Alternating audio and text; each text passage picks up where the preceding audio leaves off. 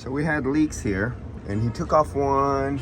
There's the old one. That's what came out of there. But then what I noticed is, I was looking at that and I go, why is that deformed like that? And then I looked up in there and I seen this. And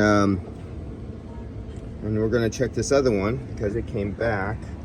And I think that was put on by that one radiator and air conditioning shop that's left in our area here, who it seems like I constantly get their work over and over again, redoing them. Oh, what do we got going on here? We got one.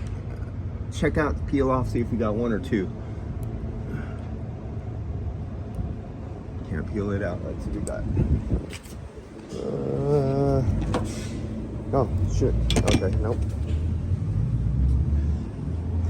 But yeah, I'm been getting a constant workflow from this radiator air conditioning shop that's who local here, and they've been good for my bottom line.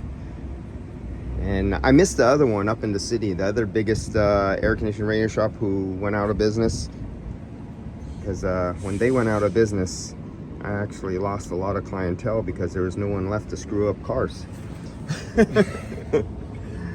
Okay, yeah, that one's clean. All right, we're good to go.